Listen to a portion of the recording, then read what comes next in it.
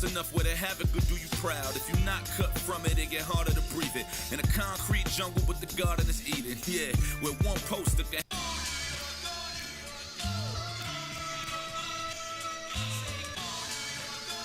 All right, here we go. Salute to Knicks Nation on this Tuesday evening, Media Day. Hey, it's an important milestone day as we count down the Knicks season, man. So, as we usually do, as is the usual tradition, we are going to react to the key sound bites, the key takeaways from the Knicks 2025 Media Day Part 1. I would say Part 1 because we heard from the main core, and then on Wednesday we shall hear from the rest. But we got some good sound bites to talk about, man, including Mike Brown dishing, giving us a preview on the new look Knicks offense. Josh Hart with some shocking news of his own. So let's get into it, man. Hit the like button, hit the share button, and subscribe to the channel. Salute to our loyal franchise channel members. And once again, if you're a diehard Knicks fan, this is the home for you, man. Like, share, and subscribe to the number one show for the fans, by the fans. KnicksFanTV in the building. CP. And what a time to choose to go live. The Yankees are in, baby. Yankees are in what? Wild card. Come on. What are we doing, man? All right. Well, good for them, man. We get to them later, man. We close with them, man. This is a Knicks show. Let's get to the orange and blue. How you feeling, by the way, man? Protocol, man. How you feeling, bro? I'm good, man. It's been a minute since I saw you. You keep grinding, doing your damn thing. Yeah. Salutes to you, man. Happy birthday on the live show. Appreciate it, man. You know, the big 4-1. Congratulations to you. Yeah. Hey, man. I'm tired, bro. Not gonna lie. Being a dad is tired. Yeah. I did not get. So this is the thing, man. Yeah. I saw a tweet out this, and this is all real. The tweet said, I used to clown my father when he'd go take a nap at 8 p.m. on the couch. Let me tell you, man, that is a ritual. I did not get that today, so don't be confused if I start. Yeah. Nodding off a little bit. The old man nap is critical. The old man nap is critical, man. So we wish you well on that journey. But let's get into the orange and blue, man. Media Day, as we said, kicked off this morning. I was tapped in diligently, listening to the sound bites from the Knicks faithful. Let's start off with Mike Brown, and I'm kind of going to go in reverse order of the sound bites here because I want to first start off with his sound bites on the captain, Jalen Brunson, and how he plans to utilize the captain this year. So let's get to that and then react to it. Let me just find my soundbite here, and then we will get to it. Okay, 11:59. All right, salute to everybody in the chat. Let's get to it, man. We're doing late night research here. Media Day. Here we go. Here's Mike Brown on the captain. Here we go.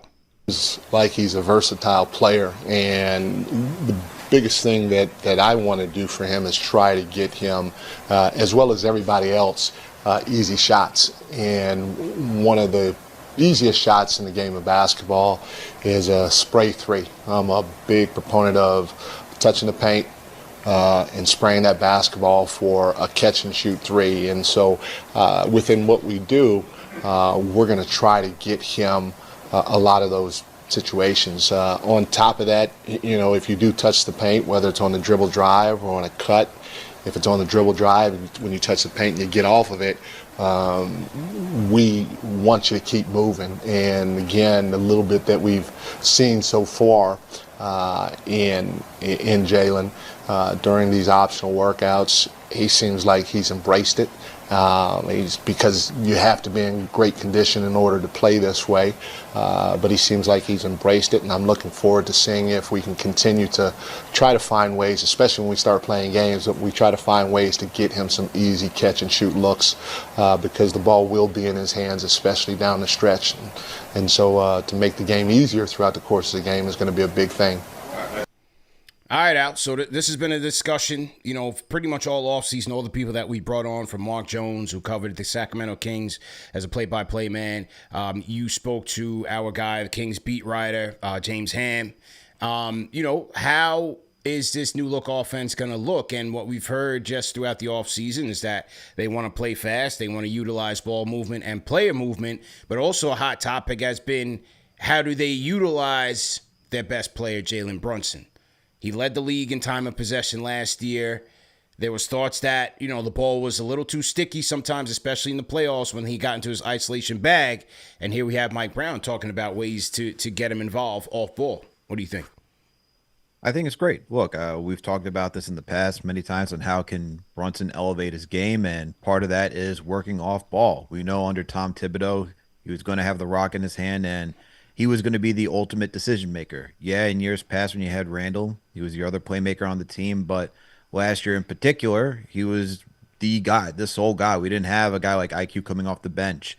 We didn't give Mikal Bridges enough run to be that guy who can play make for others, right? And so Brunson was tasked with truly being the only creator and initiator for this team. And we even saw it the year prior where Randall was out, right? So I like hearing that it's not only him going to attack the paint and kick out, but going to relocate and constant ball movement to get him better looks. Because the last thing that we need, as we saw last year, was just him pounding the rock endlessly and working twice, sometimes 3 times as hard just to create a shot. And as Mike Brown talked about, yes, is Brunson capable of doing that? Absolutely. It's a different type of conditioning. But to run, to relocate after you touch the paint and pass out and then go relocate like what Steph Curry does, it's a lot of running, And like we saw last year, that's not something that this team constantly did. It was kick out and then did it, and maybe you'd reset, hold, and then start getting back into whatever Brunson could do to create a shot, right? So I like that. And I like that he's embraced it. I don't expect it to be a seamless transition for him to just be like Steph Curry running out there because, as Mike Brown said, it's a lot of conditioning. I forget how many miles it was when they did the record of like Steph Curry, but it was something crazy, like 11 to 15 miles that he was running just by relocating and bringing up the rock and doing all that stuff. So that's a lot of conditioning. I don't expect him to be ready for that just at the beginning of the season. This is where, when you have the expectations of what do you do as the season continues, I expect him to use this season to get in that condition, and then they try to perfect it as much as possible for that postseason run. Yeah, one of the things I would say is, at least when we looked at the contenders, right? When we looked at the final 2, one of the things that stuck out, especially in the way that the Pacers handled the Knicks, the Cavs, and the Bucks, is that they had the positional versatility, especially in the offensive side, where you had multiple players who could put the ball on the floor, they could play make, they could create shots at varying degrees. With the Knicks, they've been able to add to that because they still have core players that can do that, from Brunson to Towns. Bridges can do that. OG can sprinkle that in, and now you add in guys like a Jordan Clarkson, and a Brogdon, so to speak. So they've added some more talent who could do that. But I think also it's about how do they diversify the offense and get the best out of your best player. And what is the best path, right? Like Mike Brown said, when it comes to crunch time, we're still going to Captain Clutch. But are there ways earlier in the games to get other guys involved and also lighten his load? Because you do have to consider the fact that you're playing for June. You're not playing for April. Right. You're playing for June. You want to decrease the tax on his body as he gets older. And you want to see, hey, do we have other guys that can help open things up for him, both on the defensive end and offensively, to maximize his three-point scoring and his just overall offensive dynamics? For sure. And, that's where I go into this season trying to manage my expectation, because in years past, when you're evaluating a team that is ascending, right, to become that championship contender team, you really dissect every single regular season game to see where this team may stand. And I think something that I'm going to try to do this season is to take a step back and not really, dissect too much in what the regular season is, because, well, first year with Mike Brown, first year with Jordan Clarkson, Yabusele on this team, right? Different play style. So I think we got to be a little bit more giving to the fact that this is not about how many wins we can get this year, right? It's not, all right, let's prove ourselves to the league that we are here. They've already done that. This team has returned. We know they made it to the Eastern Conference Finals. So to your point, it's watching them progress as a team as the season goes on and not overreacting to every single win or loss. And I think the thing that we have to look at more is how is the play style unfolding each and every single game? Are they actually living up to what they've been preaching, which is constant ball movement, working around, all that stuff that Mike Brown was just talking about in his presser? And if they're doing that, then they're on the right track to, playing, like going to where they want to be. Only 10% of his plays last year came in spot-up situations, but yet he still scored 1.38 points per possession in those situations. He was in 97th percentile in spot-up shooting. So I think there's opportunity there. Now, is it to turn him into Steph Curry? No, of course not. It's finding a happy medium. All right, you don't want to change his game completely. And I think what Mike Brown kind of alluded to in this soundbite as well is that, we're going to test some things out. We're going to try some things out, but you still want to coach the player to his strengths as well. So sure. I think that's what we'll see over the course of the season. And as Mike Brown said, in the early goings in these off-season workouts, Cap has certainly been receptive to it. But leading this into the next soundbite is, if you're going to have the captain run off ball, who's he going to be playing with? And here was Mike Brown on the starting five, or what he would like to do with the Knicks starting five to open up the season. Salute everybody in the chat once again. CP and Alex on the ones and twos. Here was Mike Brown as he spoke about the Knicks starting five and what it might look like. Here we go. Well, they had five guys that played a lot together last season, and obviously you coming in, you have different approach, different philosophies. Do you have in your mind, are you settled on a starting lineup, or is that something that's going to materialize throughout camp, you think? Yeah, no, it will materialize throughout camp. I think it's too early to go in and say, hey, this is what's going to happen. The roster, Leon and his group did a fantastic job putting together a talented, deep roster, and so you have to be methodical with your approach when it comes to declaring, okay, hey, these guys are going to start. Do you have a team? All right, Al. So he says he's not committing to it. What do you think? And look, I think that's the safe way to go about it. Still got to go through training camp, see what works best. And I think it's a good response to him for flexibility throughout the season, right? We know how rigid Tom Thibodeau was when it came to the starting five, who he was going to lead up with.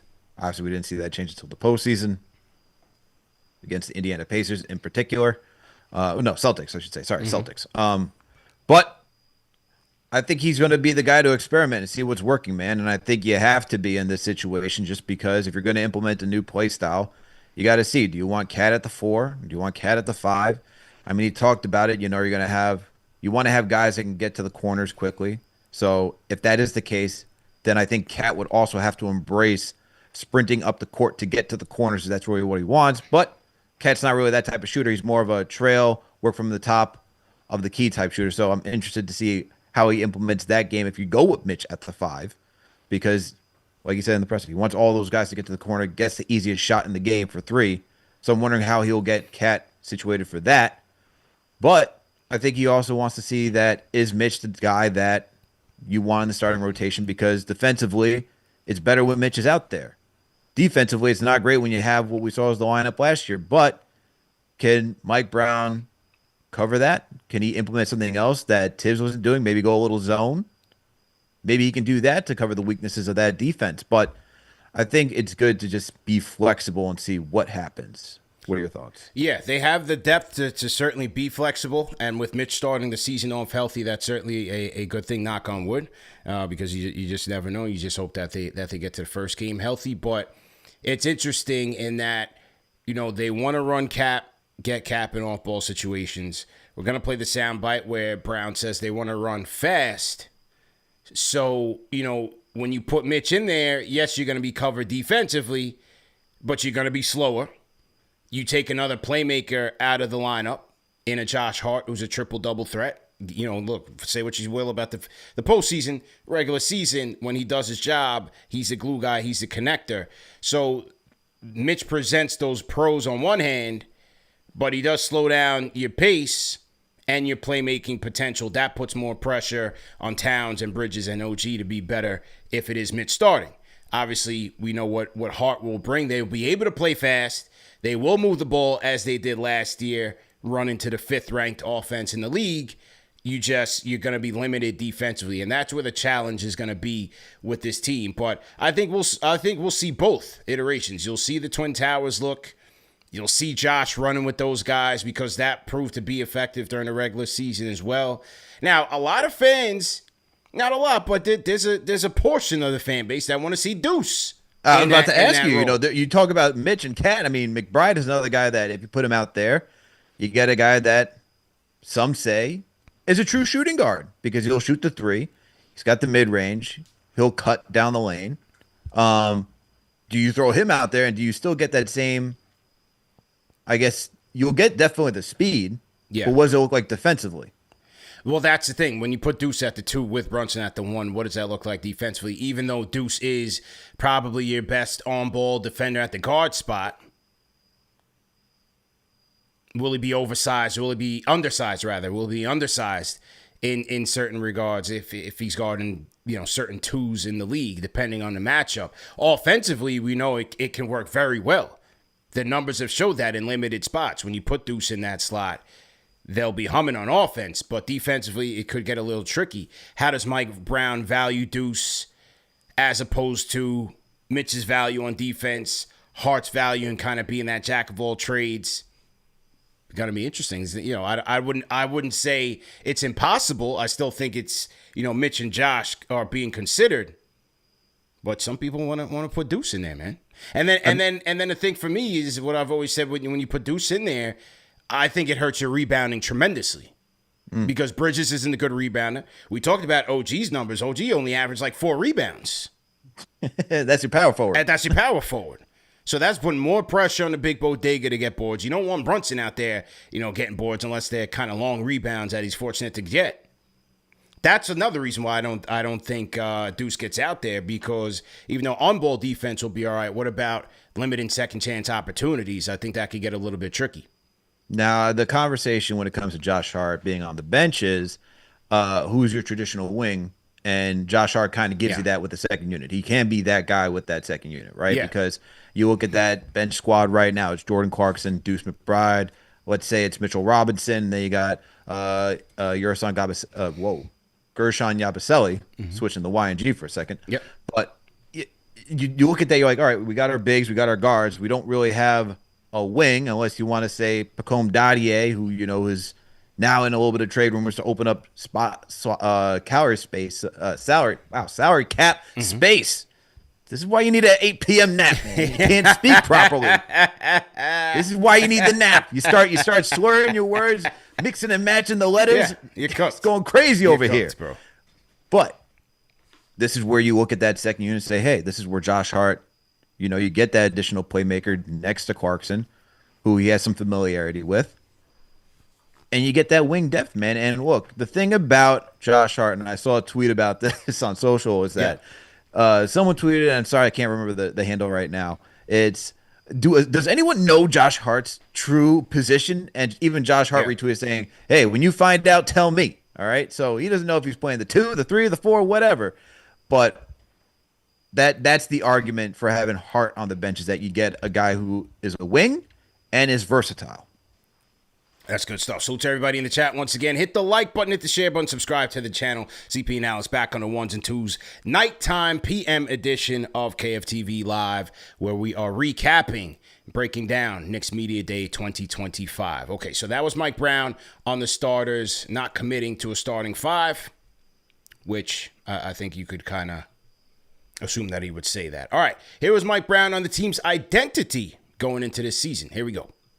Identity that you're solving for as you're looking for that starting lineup, or is that something that will emerge as you make those decisions? That will emerge as we make the decisions, but the one thing that we want to make sure we do offensively, we want to play fast with the floor spaced, and not just in the full court, but in the half court too, with a certain cadence though in the half court. And then defensively, we want to be physical. We want people to fill us, and we want to do so without fouling. And so those are two things at the forefront of what I'd like to get accomplished early on with this team. All right, so there it is. So as we know, wants to play fast now, and wants to play physical on the defensive end. Similar to Tibs. It's one thing to preach it. It's another thing to go out there and execute it. But that is something that you can see statistically was a big difference when he got to Sacramento, especially the first year when he won the Coach of the Year. They were number one in pace. They were the number one offense in the league. Now, a lot of that personnel-wise, Swiper the Fox is different athletically than Jalen Brunson. It's a little bit different. But I do think they will find a happy medium to play faster than they have in the past under Tibs. And this year, we'll get to that soundbite next, but this year, as they lean in on their depth, it'll also allow them to play faster because now you're sprinkling in more guys and getting the starters some rest, and that way, they're not burnt out if they're going to be playing at a much faster pace. For sure. And look, you even talk about Fox, think about having Monk out there. You have a center that knows how to do DHOs, work the high post. Like, all of that changes the complexion of the Sacramento Kings offense. And so you hope that Mike Brown can implement that here in New York. And we've seen instances of it. I mean, when we look at the first half of last season, right before January, where things started to go to a grinding halt for this team because they put wings on Cat, you started to see guys cutting back door, Cat working the high post. You saw Brunson moving fast. You saw there was like a slight up-tempo pace to this team, just getting guys open looks. So, this is a thing that the Knicks can do. We've seen this roster do in spurts, but we need to be able to see it throughout the course of an 82-game regular season. So that's going to be the biggest task at hand. Can this team do it for all 82 games? And that's something we got to see as the season unfolds. Yeah, my key is going to be also the defense. They finished 14th in the league last year. There's going to be questions how he solves the holes in Brunson and Cat's game. Brunson more from a physical standpoint, Cat more from a mental and an awareness standpoint. How does he help them become better defenders? Because it does put pressure on their lineups and rotations to try to find the most optimal two-way lineups for this team to truly be successful when it counts. So defensively is where I'm really going to be watching. Obviously, with everybody coming into the season healthy, they should start stronger defensively with Mitch being there, and you have Deuce being healthy. You have the two wings in Mikal and OG. You get a guy like a Brogdon who's stronger. So they should, be capable defensively, but I'm very interested to see how it all works out because that was one thing he couldn't solve in Sacramento was their defense. They had the number one ranked offense, and they were 27th in defense in that first year. He could not solve it, and a lot of that was the personnel. He didn't have the wings that he has here, so let's see how that works out. Yeah, look, he's preaching about needing wings and needing that type of athleticism, the wingspan in order to guard multiple positions. That was the biggest thing he talked about, and that was something that James Ham talked about too, right, when he came on the show. So He's got those guys in OG, Mikal, Josh Hart. You got a plethora of wings right now. And look, even if you want to consider Yabusele as a switchable defender, I know he's considered a big. He can play power forward, center, but he does have the capability of moving his feet fast enough to guard some threes too, depending on who that player is. So he has enough players that can defend multiple positions and be versatile. The question is, can this team actually do it? Right. And I think I think that piece of the puzzle obviously goes down to Brunson and Cat, but how do you incorporate Mitch into this entire equation? I mean, if we're starting to buy, the Mitchell Robinson workout videos and him working post, man. I mean, can we get this man an entry pass to the post and he could start, shielding guys off and finishing layups off the glass? All right, next soundbite. Here's Mike Brown on the rotation. That's been a question we've had all season. Here's Mike Brown on the rotation, and namely, how many different players will he run out there? Here's Mike Brown. We have a deep team beating the last season. Is a 9-man 10 with you to settle on how many players you want in your rotation? If you look at what I've done in the past, it's usually 9.5 to 10 guys. I try to play as many guys as I can, and even when I was in SAC and and we had an injury during the course of the season. There was a point in time where, towards the end of the season, there was a point in time where I started a two-way guy in Keon Ellis, and so I'm going to try to play who can help us win, and I'm going to try to give guys an opportunity. So hopefully, with as deep as our roster is, everybody will get an opportunity at some point throughout the course of the season. All right, so he said 9.5, 10. Al, 9.5, 10-man rotation, man. Your thoughts? Hey, that sounds good to keeping guys fresh, being able to move at the high pace he's talking about. I mean, you can't do what Tibs did, play guys like 36-plus minutes, 40 minutes a night, and then expect these guys to, constantly run around. Like, you got to be able to manage their minutes and keep them fresh. So you're going to need a solid rotation to do so. They got it now this season, so that should work for this team.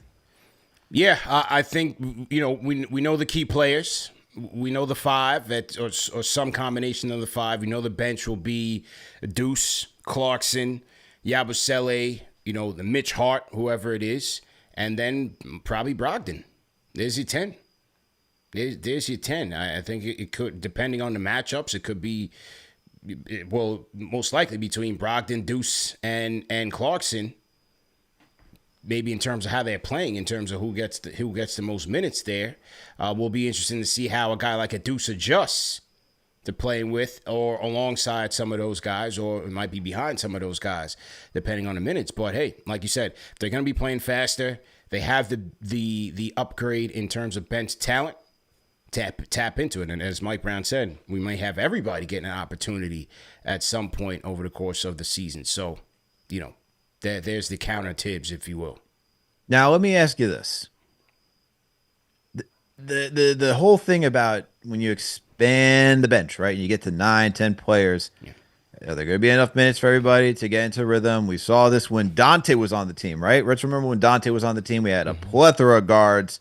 Not everyone could get enough minutes to get into a rhythm. It wasn't until trade started to happen, you moved RJ and Quick for OG, right? Grimes, you traded Grimes. Now you give these guys more minutes, they start to shine. Are you concerned that with having such a big bench, a guy like Deuce McBride or even a Malcolm Brogdon, if he's not getting enough minutes, that he's not really going to perform to the way that he's capable of?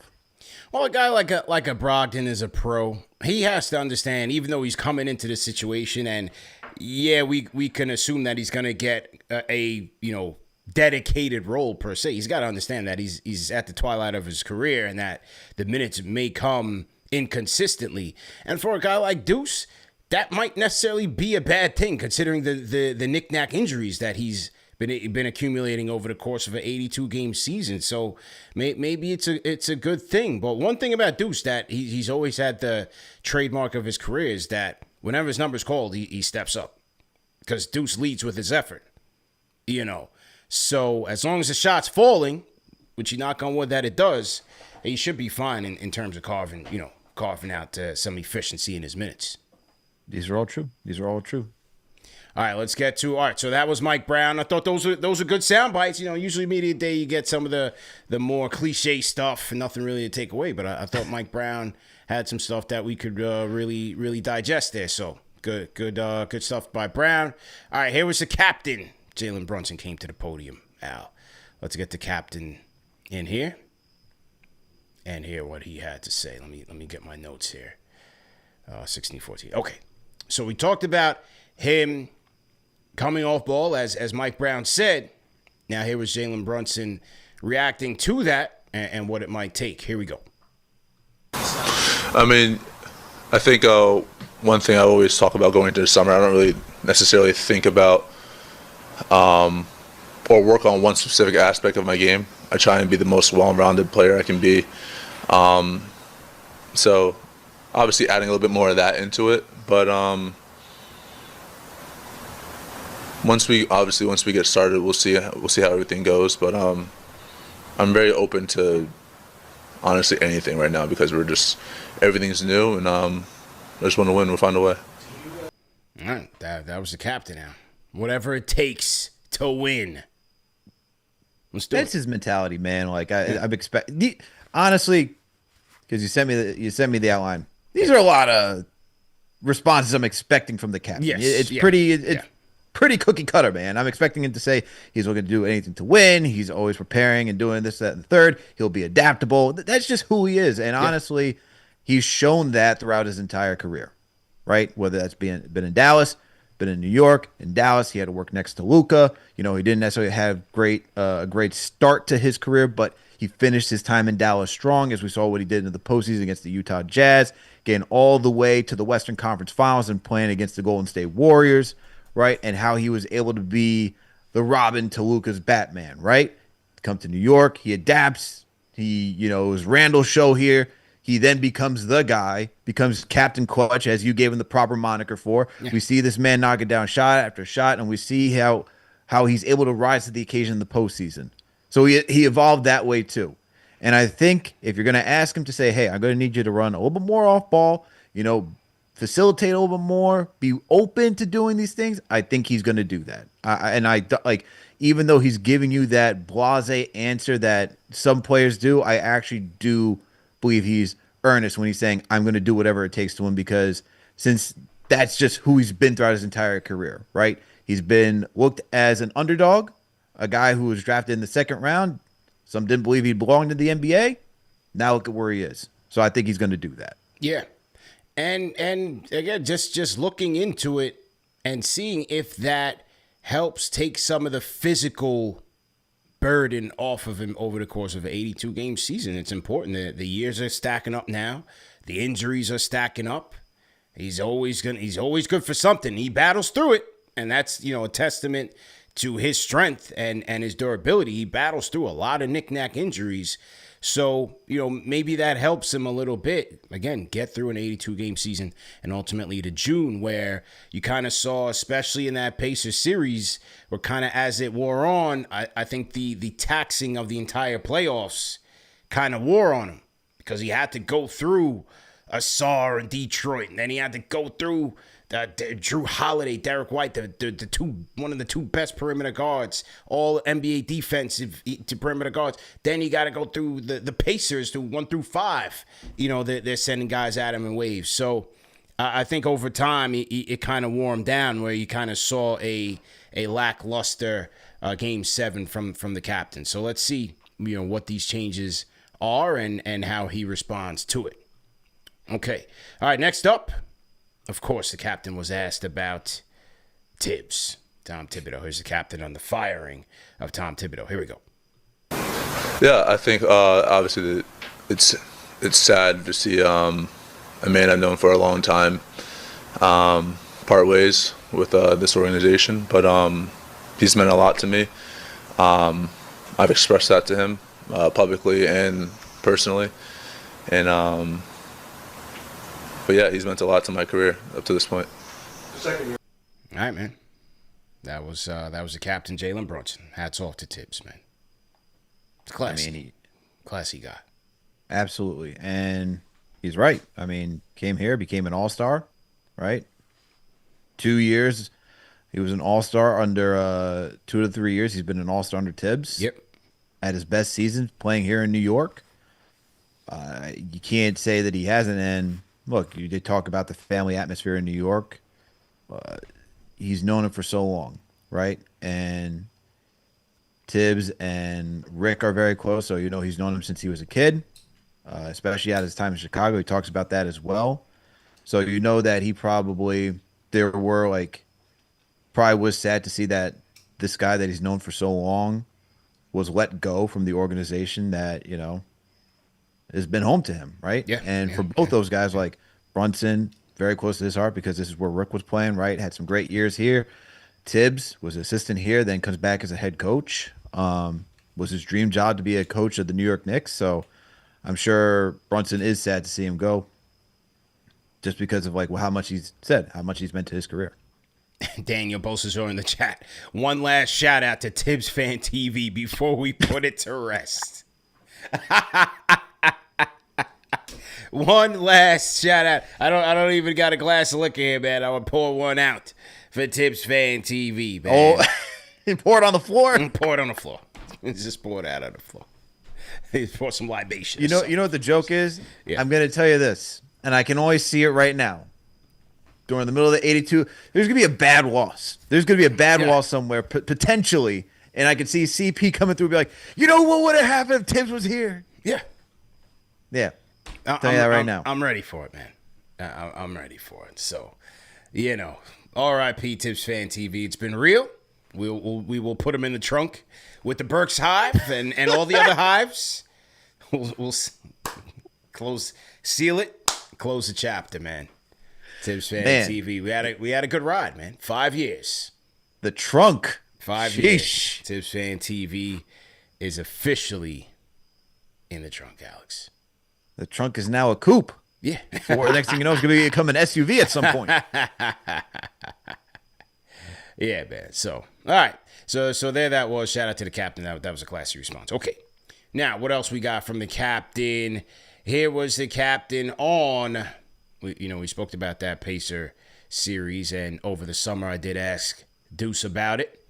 Here was the captain on his reflections on the loss to the Pacers in game 6. Took me a while. Obviously, you think about it, but it's always good to have short-term memory, to focus on what's going on ahead and figure out how you can be better, and you can learn from the things in the past. But it's definitely not something easy just to get over. Well, the hope is that it's a war wound that, as you said, they learn from, and it's a building block. A lot of championship teams had to go through it.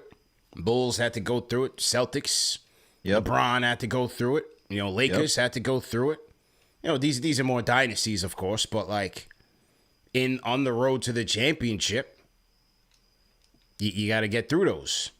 So it's hopefully that it's something that galvanizes this team.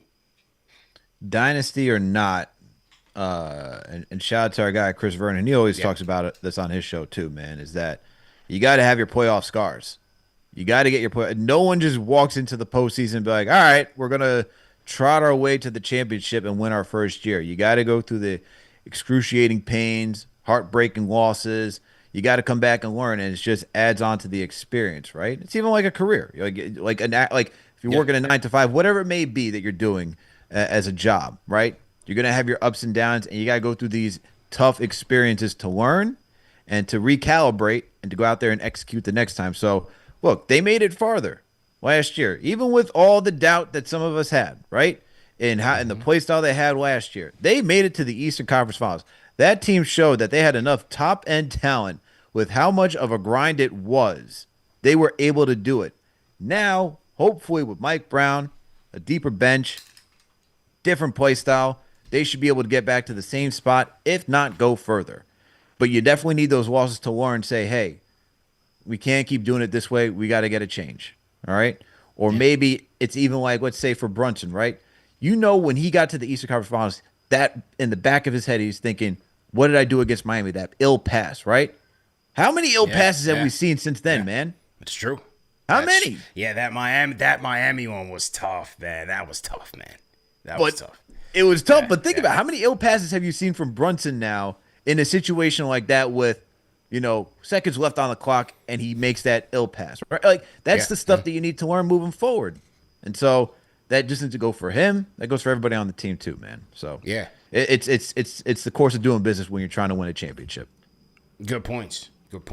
So that was that with Cap. We're going to get to Josh Hart next. Josh Hart had a lot to say that we really got to break down. Before we get to the Josh Hart soundbites, first and foremost, salute to everybody in the chat once again. Hit that thumbs up button for your boys, CP and Alex, on the ones and twos on this Tuesday night, reacting to Knicks Media Day. I want to shout out one of our sponsors of tonight, and that is SeatGeek, the #1 rated ticketing app and the official ticketing app of KnicksFanTV. As you guys get ready to embark on this Knicks 82-game season, go to SeatGeek and use our codes to get a discount off. Because, listen, we know that these Knicks tickets are expensive, but there is no experience like in Madison Square Garden experience, especially when the Knicks win, man. So use our code KFTV10 for 10% off your tickets, or you can use KFTV for $20 off your purchase.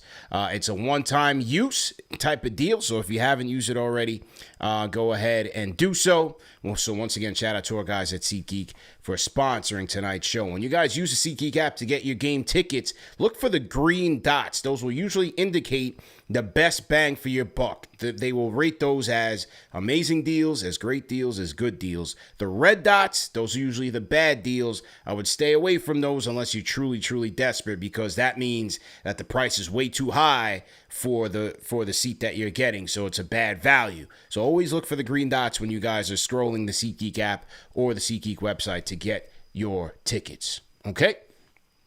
Also, remember, we have our Knicks schedule program for you guys as a free resource, a great resource, as a calendar notification in your phone. You guys are all busy. You guys are on the road, on the run. We have the calendar. We have the schedule programmed into your calendar. We have it for Apple devices. We have it for Android devices. Every game, all 82, sent as a notification straight to your phone. And what we're adding on top of that is inside those notifications, you're going to have links to the play-by-play show, links to post-game live, so you have no excuse to miss it. Links on SeatGeek to get your game tickets, and links to the watch party if we're having a watch party that night. So a free resource for the fans. If you guys need it in the chat, let us know, or leave a comment in the comment section. But we're going to drop the links for the Apple devices and the Android devices in the chat right now so that you guys can have it, man. Al, you signed up for yours, right? You were an early subscriber of the digital calendar. Yeah. Absolutely, man. Yeah. I need to know. Yeah, you're up to speed. When you're doing the 9 to 5 and then you're doing KFTV afterwards, you got to make sure you're on top of these things, man. So to everybody out there, all right, you're working 9 to 5, you're doing whatever, all right? You on the road, you're doing deliveries throughout the day. You got to know when the Knicks are playing. Make sure that your schedule's locked in. So, hey, great, easy to do. Free 99, man. Just a calendar notification, just like any other calendar notification that you have, man. So a free resource that we program for the fans to enjoy on this highly anticipated Knicks season. Okay, let me see here. Cat did come to the podium, Al, but it wasn't. He didn't really have much to really discuss. Let's go to Josh Hart. We'll skip Cat for now. We'll go to Josh Hart and get into this one here. And the first one, let's see, which one do we want to do first? All right, let's go. First one here, 33-19. This was Josh Hart on starting versus coming off the bench, a topic that he speaks on quite frequently. Here was Josh Hart. Yeah, I mean, if I don't start, I'll probably ask for a trade and go somewhere else. But no, I mean, I had a best year of my career last year. But that's in the past. I think I'm a starter in the league. I think I deserve to be a starter in the league. But at the end of the day, it's what's best for the team. And last year I talked about sacrifice the whole time and kind of being that servant mentality and being a good steward of my gifts and those kind of things. So I think it would be extremely selfish for me to go out there and demand a start and all that kind of thing. So, whatever Mike wants to do or doesn't want to do, I'm cool with. And, time will tell what that is. But, I'm gonna figure it out how I have to figure it out. All right, that was Josh Hart, Al, and hey, he's not lying. Best season of his career, 13.6 points per game, 9.6 boards, 5.9 assists. And I like what he said, man. I thought that was a good soundbite there from Josh Hart because he said, look, man, he has confidence in himself and his abilities. He laid it all out there. He had the best season of his career. He wants to start, but he's willing to do whatever it takes. And he's shown that. He's shown that throughout his entire Knicks career. He's the most selfless guy on the team. He is the most selfless guy on the team. I mean, look, to go out there and do what he does, you have to be selfless. To go in and dive for, the rebounds that he's getting, just flying in from the three-point line, battling with the bigs, being that switchable defender that Tibs was asking him, playing 40-plus minutes when needed, especially when you think about all the injuries they had 2 seasons ago. Guy's doing he will do whatever it takes, even though he jokes about it. And that's the one thing, he jokes about it, and he still goes out there and does his job. So, he's going to be a guy that, once again, whatever Mike Brown asks for him to do, he's going to do it. But listen to that soundbite, CP. I know he gave the great answer that we all want to hear. I can feel like he really wants to start too, though, man. Because there is pride to being a starter, playing all those minutes. And look, you already said he laid the case out there for why he should start. Yeah. And to your point, you're talking about lack of rebounding for the starting five. If he's on the bench, who's going to do it outside of Cat? Unless you're going double big, right? Unless you got Mitch out there. But this is the whole, how do you play fast with Mitch out there? How do you make sure you keep rebounding? How do you make sure you keep spacing? This is all the things that Mike Brown has to look at, which is why he's been non-committal to what the starting five is going to look like. But you can sense that Josh Hart wants to start. But look, it all depends on what flow works best for this team. So we need to see that play out. Yeah, good points. Now, we've laid out the pros and cons of him starting versus Mitch. Again, especially in the regular season, as the numbers point out, you're talking about a triple-double capable guy. I mean, there's a lot of pros to keeping him in that lineup. But now his next soundbite rang off a lot of alarms, bro, because we don't even know if he started the season off on the active list. Because here was Josh Hart talking about this finger injury. And remember, shout out to Mark Jones. Mark Jones put us on early in the summer. He did. That he saw Josh Hart down in Miami, and the finger was looking kind of crazy. Well, here was Josh Hart on that finger injury. And not so good news. Here we go. Yeah. And by the way, he's saying yeah because the question from Trilogy, I think it was James Edwards, was asking, was it a setback this year? Here was Josh Hart. I was out for a little while and some other stuff, so I'm just trying to get used to it, and then get through the season with it. No, I mean, it's just don't want to go into too much detail, but yeah, obviously, got a procedure on it, and then kind of re-aggravated it, somewhat recently. So, probably just rock out with a splint this season, and try to fix it again next summer. All right, so he says he had a procedure on it.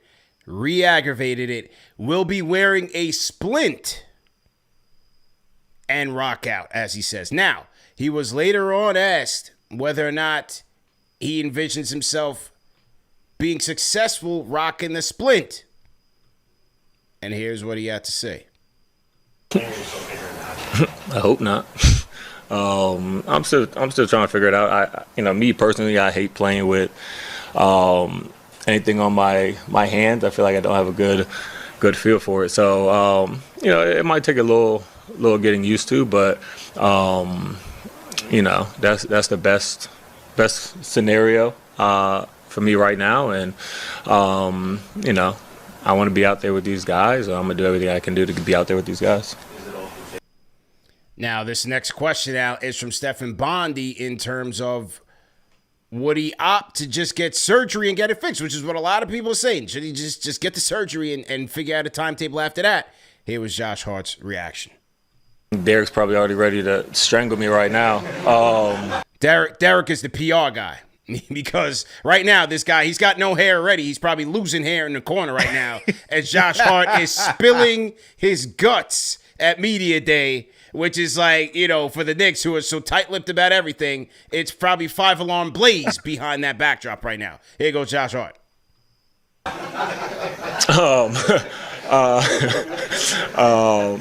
I mean, it's something that's, a lot of people have it. I don't think about it too much. I just try to go out there and play how I play. And if I can't play how I play and be aggressive and kind of, have that toughness mentality that I normally play with, and, then I got to, figure out something, a different path. But right now, the full expectation is just go out there, hoop, this season and help this team be successful. And then at the end of the year, when I got some downtime, and now I actually kind of know what's wrong instead of last year just kind of thinking it was one thing and then taking a break and then getting back into basketball and realizing it was worse than I thought. So with that being said, yeah, I'll be good. All right, Al, that finger is looking crazy. It's looking like Dude, it's looking like the MJ finger. You ever see how MJ had the finger and Dion got it? Hell yeah. It's looking crazy, my Bro, dude. his thing is like sideways. I'm not to pull the picture up, but anyway, what are your thoughts on this, man? Well, He said a lot, man. Derek is having a heart attack right now. That man is like, you could see like in the background, he's probably like, yo, stop. Just please. You're giving all the information to other teams now. Now this is the other thing too. Like when you're this open to about your injury, like other teams are listening to this, man. They're like, oh, you got that injury? You don't think that they're going to try to whack the hand as he's like trying to like mess it up even more? Like, teams think about this stuff. Players think about this, man. And it's the game within the game within the game that players try to do it to get you off your edge. And hey, one hit to that finger, it could be aggravating him the entire game for a week, month, right? And next thing you know, you want to talk about like Josh shot the ball well for part of the season last year, but you want to talk about in a prolonged shooting slump, just aggravate the finger. Next thing you know, if he's not going to miss time and you got to play him, this is why it's a PR nightmare for it to be this open about it. But if wear that splint and figure out how to play, bro, because that finger is wild. Yeah, it's definitely crazy. And you think about how does it, as he said, he's not really comfortable rocking a splint, but he's going to have to figure it out. How does that impact his shooting hand and his overall game? Josh Hart is a very physical player who leaves it all out there on the line. Will he be a little bit more conservative in his play style, and how does that limit him? So it's going to be very interesting to see. He's dealing with the chronic knee issue. Now he's got this finger thing where he said it wasn't what they thought it was. And now he's saying surgery's not on the table right now, but most likely in the offseason. It's going to be very interesting to see how he's impacted by this, because he's a very important player for them, especially in the regular season. And, thinking about this in terms of roster depth. Yep. Remember what I've been saying, bro? We don't have that much wing depth. This is why you can't trade Pac-Man. You can't trade him. Pac-Man. I'm trying to get the Dottie hive going a little bit. I'm Pac-Man Jones? Huh? I'm throwing Is that what we're doing out. now? I'm throwing stuff out. Maybe nicknames from the nickname commissioner. Maybe if he can get us a couple corner threes and some good effort. Maybe. As a nickname commissioner over there. Yeah. The nickname's got to fit the identity. When I think Pac-Man, that man's got to be like he's eating. aggressive, he's got to be people eating. up, bro. He's got to be eating corner threes. But yeah. That's concerning, man. Where are you concerned on a scale of 1 to 5? Good people in the chat and Alex. Where are you at on 1 to 5? 1 to 5. 5 being the most? Yeah. I think I'm at a 2 right now. Okay. I'm at a 2, and the reason I'm at a 2 is because we've seen Josh Hart play through injury. We know he's a guy who can grind it out. I need to see him in action to gauge how much of an impact this finger is basketball-wise. I can't just go off of what he's talking about. Like, yes, we know that surgery, he's going to talk about surgery is probably going to be needed. Next offseason, if I'm him, maybe I'm putting this doctor on blast, but I'm talking to the doctor like, yo, what were you looking at, man? Why didn't I just get this thing over and done with? Because this is an important season, right? And you want one of your critical players ready for the journey that this team is about to be on this year, right? You look at the East, we keep talking about it. Celtics taking a back seat. No Tatum. They just traded KP. They got rid of Drew Holiday. They're going to be a good team, but they're not a team gunning for the championship this year. Pacers, you don't have Tyrese Halliburton. You don't have the straw that stirs the drink. They're taking a back seat this season, right? It's a layoff for them. Cavs, don't believe in them. Orlando Magic, still too much of a young team. Right? Hawks, they still got to prove themselves. This is a runway for the New York Knicks to get to the finals this year. All right, so you got to take advantage of every opportunity, and that comes down to health. Health is the biggest thing, and so I say too because once again, I got to see it play out, see how he can maintain the finger, like pain tolerance, shooting wise. Does he still play aggressive? But if I'm the team, you're keeping eyes on Josh Hart because he is so important to this team when it comes to aggression, rebounding, playmaking, that if he's not out there, and to your point, you don't have enough wing depth, but who's going to be the guy that does all the dirty work that he does? There's nobody that can replace that. And so that, if anything, is why I'm at a 2, because looking forward, you don't have a guy that can replace him for a lot of things that he does. That's a good point. Definitely a good point. I'll go with a 3. 3. You are concerned. Yeah, because clearly, if he re-aggravated it, I don't know what his off-season regimen has been like, but I would have to think if we saw Mark in July, Mark said he saw him and he hadn't had the procedure on, or he was getting a procedure on it. Then he gets it. You have a timetable for recovery. Then you come back and you re-aggravated it. Then I wonder how that's impacted his off-season workouts. He's a guy that he goes down to Miami. He works out with those guys. He goes in those pro-ams and things of that nature.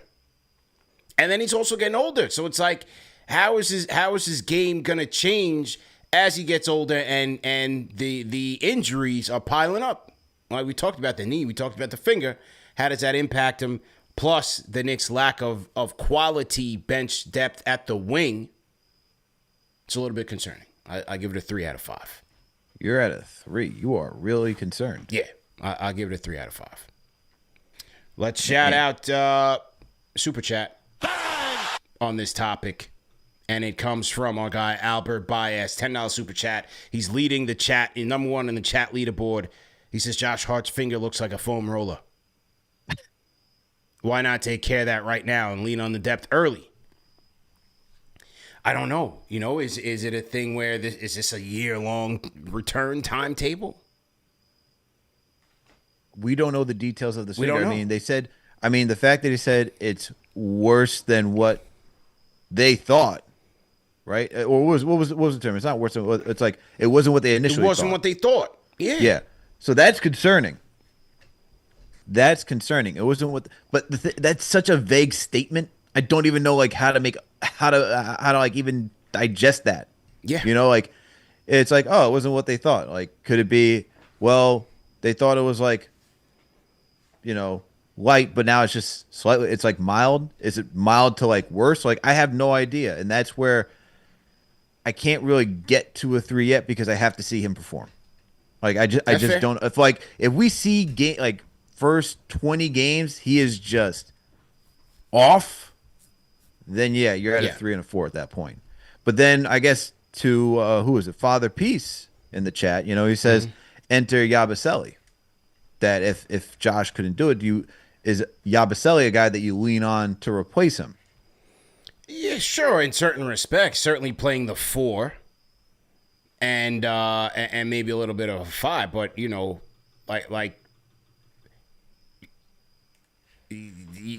not a 1-to-1 replacement. Yabusele's a unique player in his own regard, but he can't.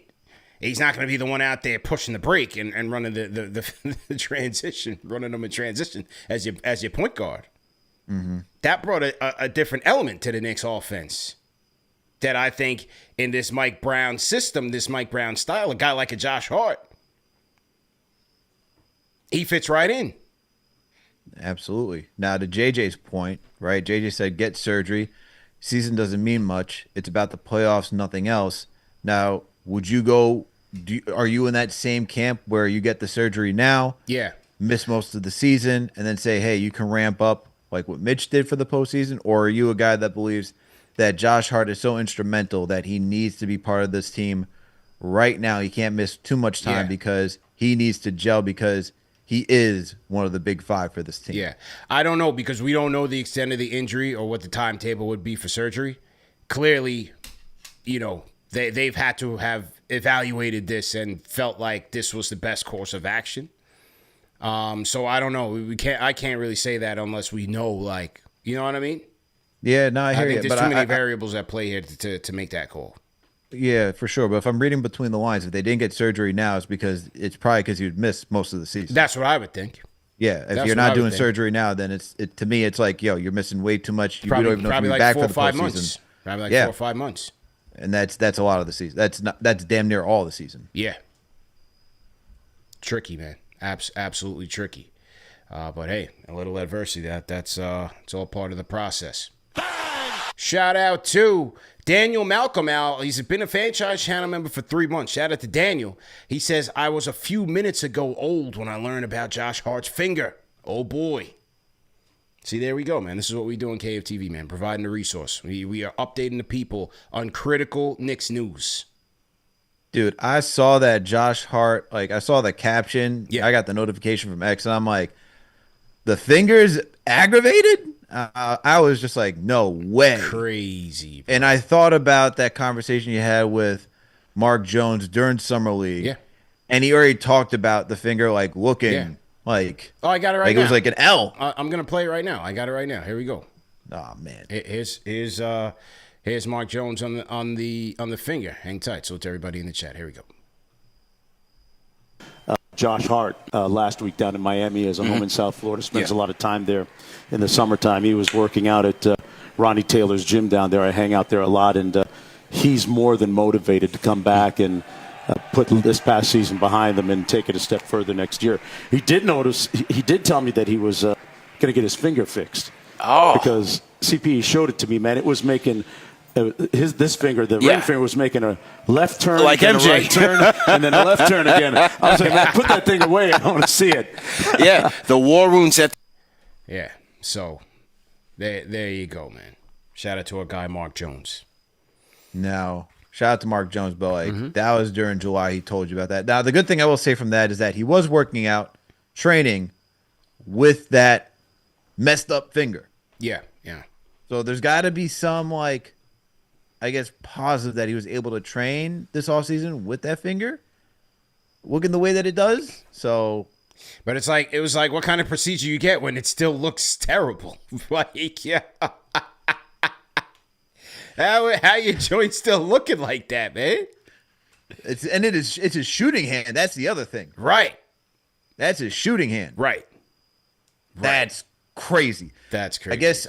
I guess the missus is like, hey, at least you can wear your wedding band, you know? Yeah, yeah. So yeah, that was it, man. That was the main event of Media Day. You did have Cat and Bridges.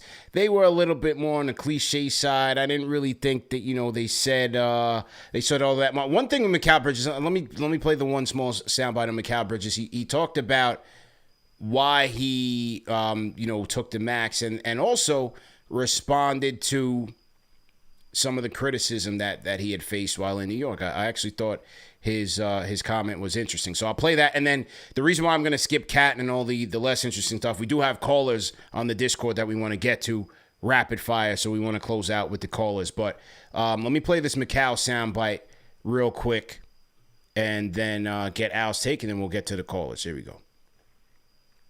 All right, here's Mikal Bridges on the max deal and why he chose to stay with the Knicks. Here we go.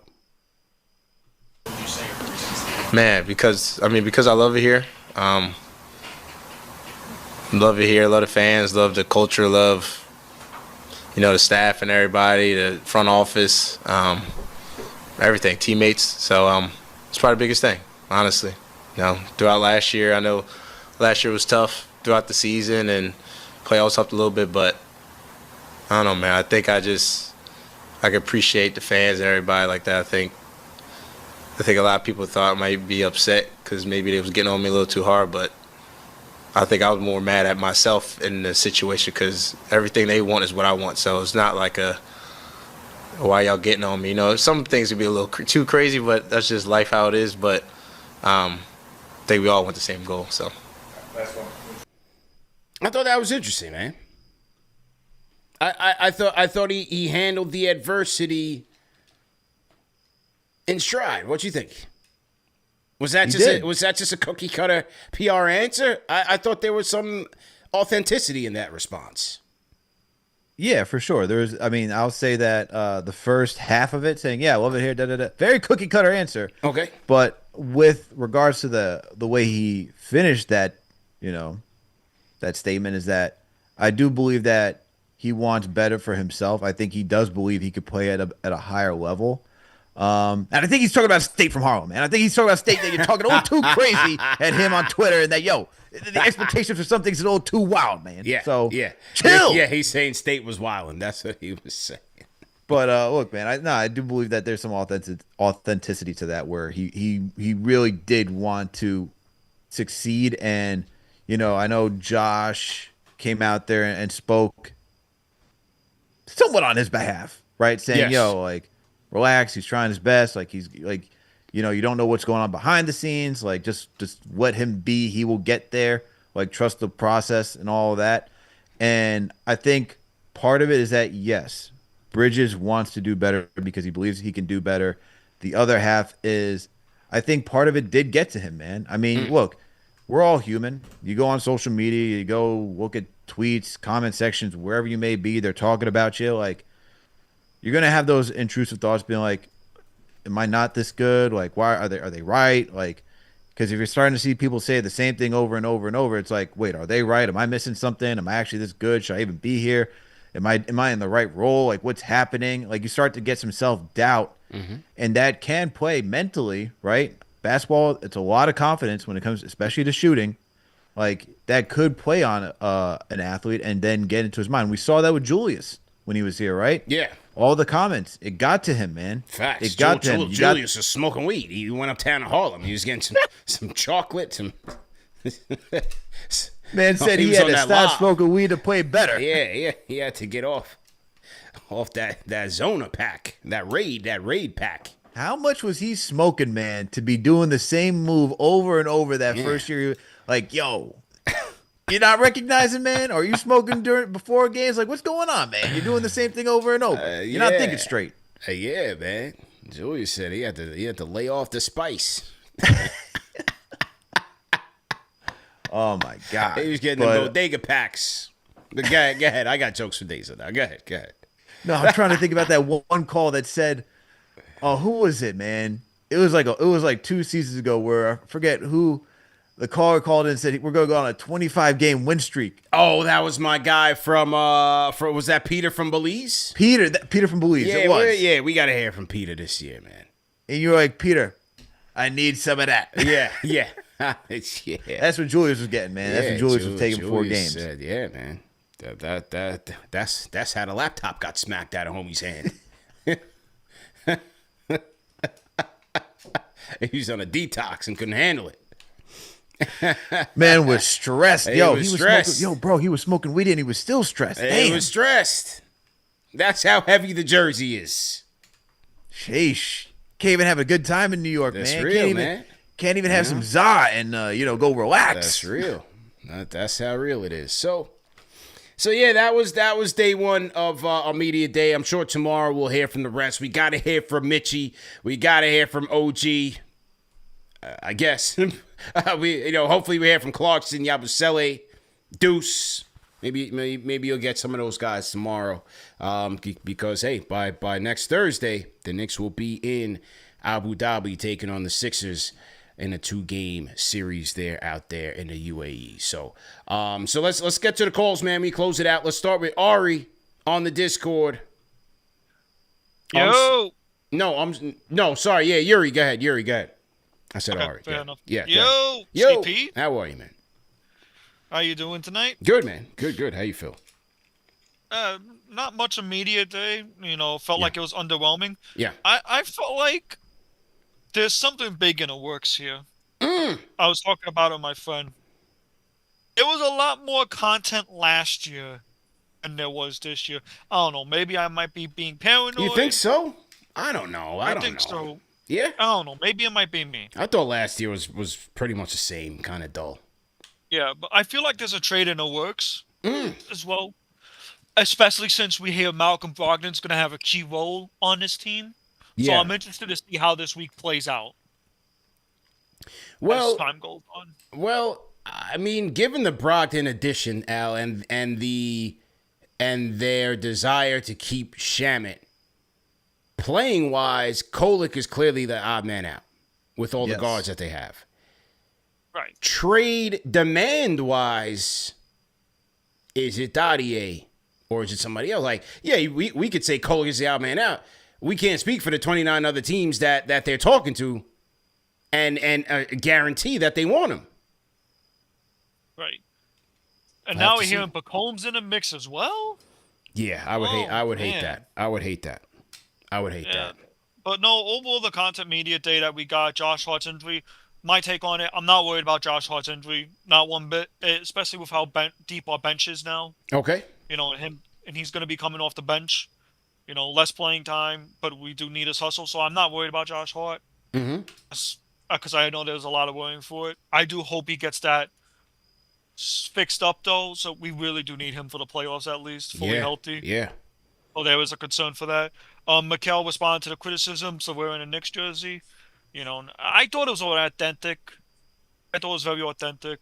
You know, then there was no BS behind it. Mm-hmm. That jersey's heavy, man. It's heavy, man. Jersey. And he got a first whiff of that this season. I'm expecting him to have a bounce back year this year. Okay. As well. So that's my whole take on Media Day. Overall, very meh for Media Day. Yeah. But I want to see how this week plays out with training camp. Okay. All right. Sounds good, man. Yuri, tap in, man. Tap in tomorrow, man. We'll be back tomorrow, so tap in with us. I think we'll have Christian Winfield from the Daily News is coming tomorrow. I think I talked to him today. We'll see what day he's confirmed for. Nice. All right, fellow Jets fan going through it. Yeah. So he thinks a big move is in the works. Al, your thoughts?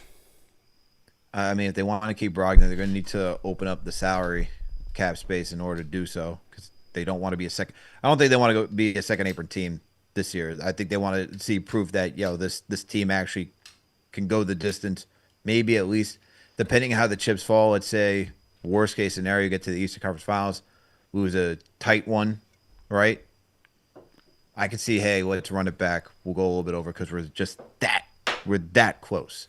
I don't think they're willing to go into year one of this team being a second apron team. So guys like, Pacome, Kolek. I know there's been talks about Deuce potentially being out of here, although I'd be very upset if they get rid of Deuce. I just don't see how you can get rid of Deuce. No. But you got to create space if you're going to keep somebody like Brogdon on this team, man.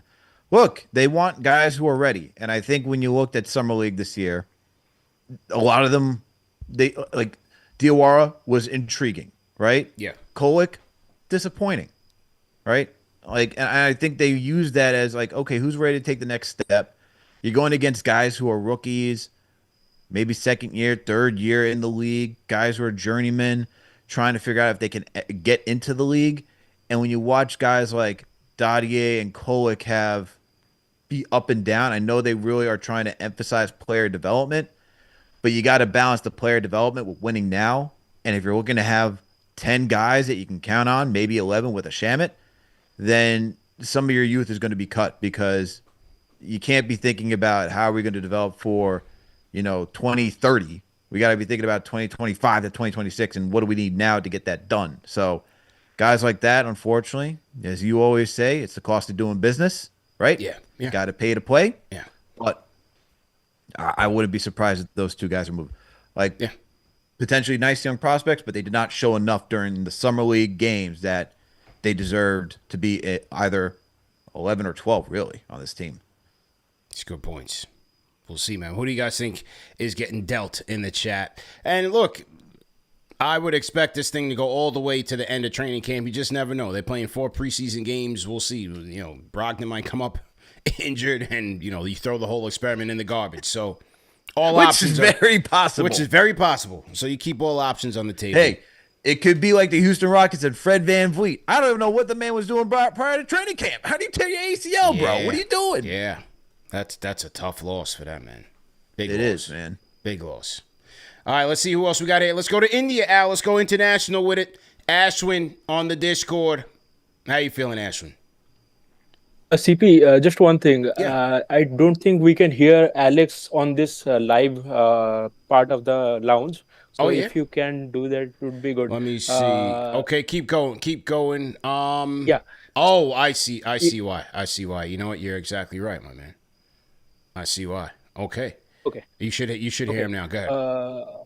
So if I was Mike Brown, I would definitely go into this season thinking that we may not have Brogdon healthy in playoff. We should keep that mindset before reaching playoffs because we have to prepare for that because there's a very high likely chance that might happen. And the second thing is that this is the thing what I call the Jaws Hart dilemma. Okay, so like the 10 guys we know who are playing, Josh Hart included. Okay, so if Josh Hart is not starting, forget about the regular season. I don't care if we get even 40 wins because let's be honest, the no one is giving us a tough contest except Cavs, and we know how they are gonna pan out in playoffs. But the thing is, and nowadays the home court is not that important like it was a couple of years ago. So for me, the positioning does not matter. And when we reach playoffs, and it's now the question is, we are starting Josh Hart or not? If we are not, who are the 5 players that are playing from the bench? It's obviously gonna be Samet, Deuce. Yeah. It's gonna be Deuce, Clarkson, Yabusele, Brogdon. Yeah. Brogdon is there, Mitch is there, then Shamet is there. There are like 6-7 guys, right? Yeah. So if it's Mike Brown's scheme, like if Mitch is playing center as a backup, then playing Josh Hart in that lineup, 2 non-shooters, right? If you are playing Josh Hart as a starter with players, we know how that pans out. The offense slows down so much. The defense, you saw what happened to Josh Hart's defense, and his finger is injured. Now, I don't know what the solution is. I have a solution in my mind. I am not gonna say it because the hell is gonna break loose. I am definitely not gonna say it. Okay. So I don't know what Mike Brown is gonna do. This is what I call Josh Hart dilemma. What would you do, CP and Alex? Because there is no right thing here to do with Josh Hart in starting position with the bench rotation with anybody. Like if you put Josh Hart with anybody, like I don't know what to do about that. With the injured finger, with Mitch extension coming up, the salary, I'm giving you a hint. What I am not gonna tell you. So, what do you guys think? I would love to hear that. Yeah, it's interesting, man. Like, I'm still trying to start Mitch. I'm still trying to start Mitch at the 5. Interesting. Yeah. If you're starting Mitch, I just think it's important defensively, man. Who are you pairing Josh Hart with in bench? On the bench? Yeah. I would put Clarkson, Deuce, Hart, Yabusele, Cat, and probably Cat. Probably Cat. Yeah, that might work out with that second unit. But yeah, that's the only thing. You know what I'm saying? But what if we put Samet instead of Hart there? I don't think Samet is going to be playing like that. I think he's more insurance. Oh, okay. You know what I'm saying? Okay. That's just me. I just think, if we're talking about 9.5, 10, I think Brogdon will have more of a carved out role than Samet will. Now that the thing is about that finger, because believe me, I had that kind of swelling in my right thumb. It took me 8 months without surgery to heal. Like the pain to completely go away. Yeah. With playing, so because obviously he's an NBA player and I am just a nobody, so I don't know the impact with which he plays is gonna be a lot more. So let's see what happens. And thank you for taking my call, guys. All right, man. Stay up. Ashwin on the Discord. Rate that call in the chat, man. 1 being trash, 5 being facts. That's Ashwin checking in from India, man. A regular KFTV caller, man. Holding it down on the Discord. What do you think, Al? What are you going with? Ashwin, you ain't nobody, man. Yeah. Pick yourself up, man. Yeah. Keep that pride. Yeah. It's tough. I know I hear you with the Mitch thing, and I especially with Tibs last year, I was all for just based on how Tibs ran this team, putting Mitch in that starting rotation. But if you're trying to move fast, man, and you're trying to do DHOs and you're trying to work the high posts, Mitch isn't really the answer for that. So to me, it's like Cat has to embrace it. You go with either the same starting five, leaving Josh Hart out there, or you put Deuce out there. I think those are really the two big options for that. And I think if you want to lean into more offense, then you go with Deuce.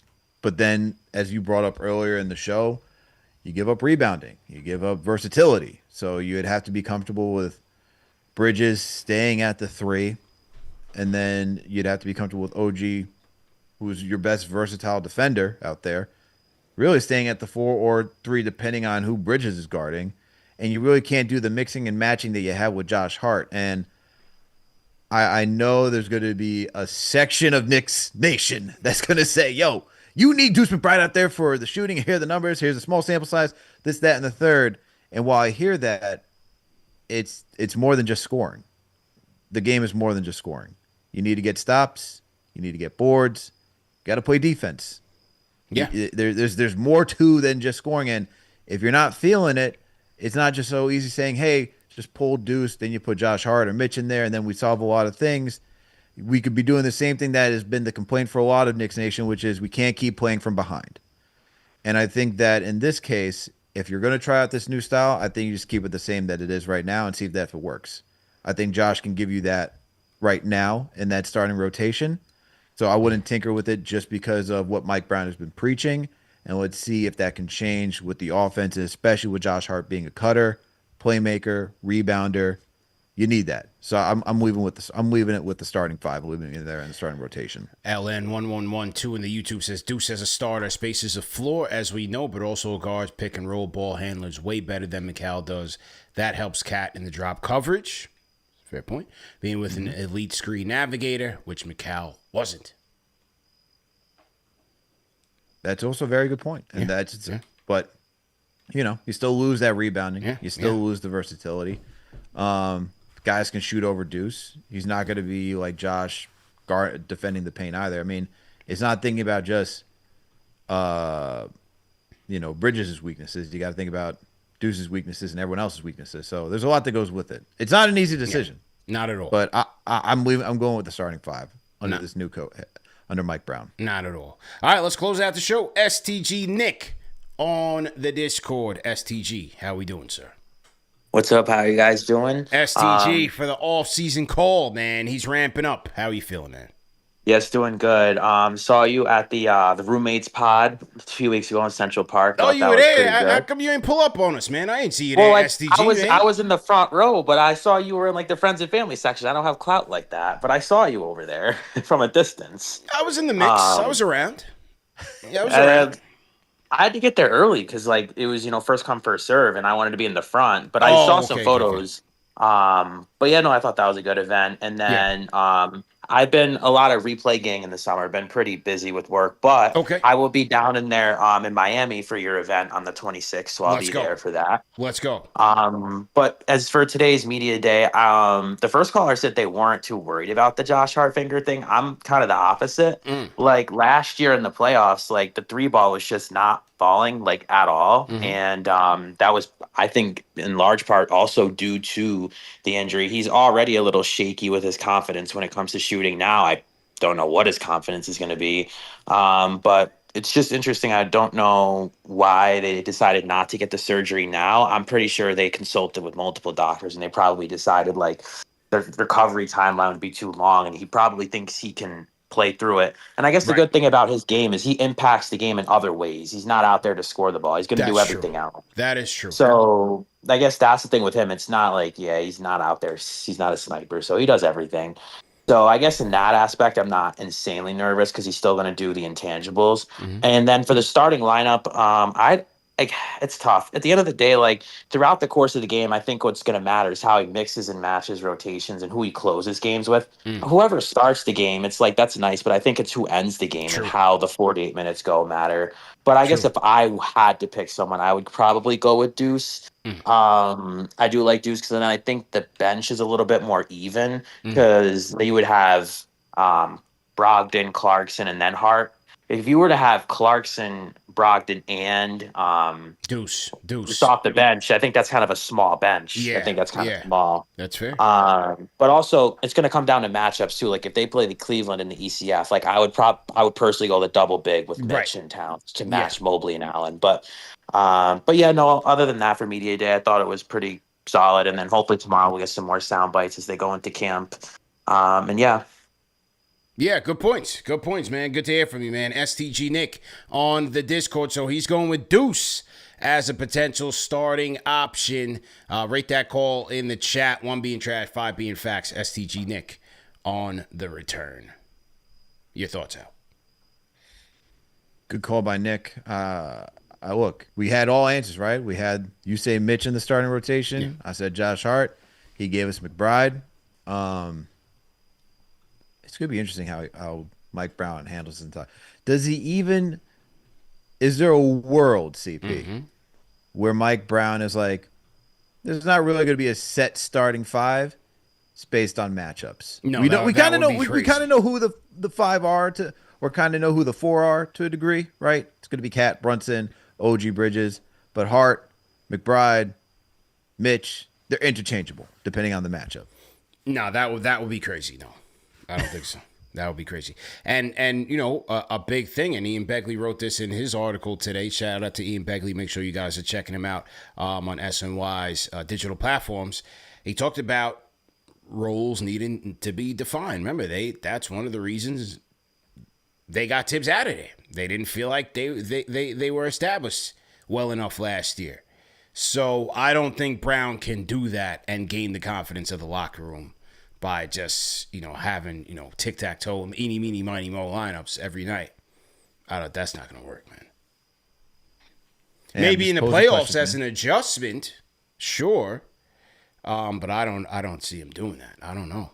I don't see him doing that. You don't even see him doing it in a sense of like getting ready for the playoffs because, look, it's one thing to say, hey, this is who our starting five is for 75% of the season. The last 25, and Brad Stevens used to do this too when he was coaching the Celtics. You tinker the lineup to say, here's some different lineups, rotations, so I get an idea of what works, what doesn't work. Now you can do that throughout the course of a game. You don't necessarily need them to have all those guys as a starter.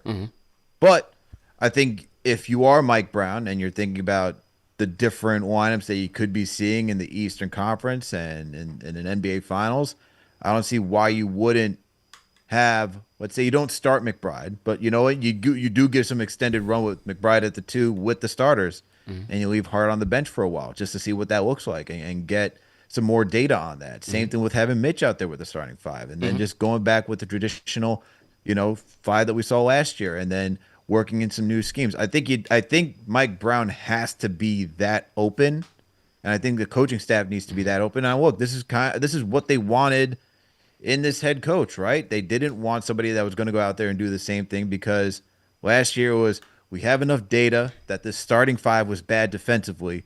Do something different. Well, now you can do something different and try out some different rotations throughout the regular season to see what works. So hopefully he does that because I think at the end of the day, you're going to need to be adaptable once the playoffs come around. Yeah, I think that's something that we'll see as part of the preseason / early season evaluations. Different rotations, different combinations of players. I think it's logical to see that, but I don't think it's something where they would just be tinkering with starting lineups like often throughout the season. I don't see them doing that though. Could be wrong, but just my opinion. I hear that. Like you want to have roles established that way guys are comfortable and know when they're going to enter. Yeah. Talk about not getting rid of Tom Thibodeau. That was a big thing that they preached last year. The entire time he was here, man. Sure. But I do believe that there needs to be some flexibility. I mean, we've seen that with a lot of coaches. Even Rick Carlisle does that, man. Like, He'll have lineups out there, get some extended run because they're in a good flow. Let's see what it looks like, and let them just get comfortable. You're going to need it. I mean, look, they did that with Mitch, adding him in against the Celtics, right? And then it's like a little bit of confusion, not necessarily the cleanest look, but it helped defensively, but offensively looked a little choppy. I think you need to do that in order for guys to be more comfortable, know the positioning, where everyone's going to be on the court, just to get into some sort of flow, man. Shout out to Danny Thomas, Al. $5 Super Chat says, checking in from the Bay, late night stream. Shout out to Danny Thomas, everybody out there on the left coast. Everybody in the chat, wherever you guys are watching from, throw your cities, throw your state, throw your country in the chat, and we will shout you guys out. Using that new soundboard, huh? Yeah. I like it, man. Shout out to TM. Yeah, I'm getting used to it. We got to add a couple more joints in there, but we're getting ready, man. We're getting ready. Here goes another one. Another Super Chat from Hakeem the Dream, number 2 on the chat leaderboard. $5 Super Chat says, Mike Brown is a downgrade from Tibs. Also, the biggest weakness of the team is that Brunson can't guard anybody. Okay, that guy kept it real. He kept it 1,000. For us here, Al. You know, look, I can't see he's wrong. The evaluation of Brown won't be ready until after this season is complete, at least from my book. I don't think it'd be fair to evaluate him. And Cap has his defensive flaws. Rate that take in the chat, good people. Rate that Super Chat in the chat. 1 being trash, 5 being facts. Hakeem the Dream sending a message. For a guy who's pretty bad defensively, they did make it to the Eastern Conference Finals. They did. They sure did. So, we'll see, man. Well, good show. Good side for good session. Breaking it all down. Media day 1. Let's see what happens day 2. Let's see who comes to the podium as training camp officially opens on Wednesday. The Knicks will have their first practice. Let's see how they make it out, man, and who we hear from afterwards, man. Great show, Al. Great show, TM, all the mods. Shout out to everybody copping their merch at the KFTV store. Get your snaps, get your tees, your rally towels in time for the season, your hoodies. Hoodie season coming up as well as we transition into the fall. Shout out to our franchise channel members, Al. Let's shout out Wise Guy, Eddie Suarez, Charles Rainey, Ashwin in there, Zach. We got above the rim. We got JJ in here, man. Yeah. He said G5 Weez. He said Zach. We got Junior Karoma, as always, in here. Yeah. We got Timothy Danzler in here as well. Father Peace. Shout out to you. Yeah.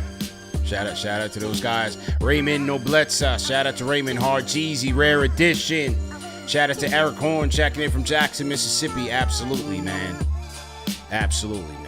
We got Lorenzo. We can't forget about the Chief Mod in operation, man. We got TM in the building as always. Shout out to Julio Chaveria. Shout out to Julio as well. Yeah, Hard Jeezy. Hard Jeezy. Shout out to Hard Jeezy, man. Rico World Peace. Salute to you. All right, man. So we'll see you guys tomorrow. Great session. Remember that the show's available in audio podcast format. No reason to miss it. We are available on all podcast platforms, all social media platforms. And yeah, we'll see you guys tomorrow. Randy Johnson, we see you. Jamaica Queens, we see you as well, man. We out of here. Peace.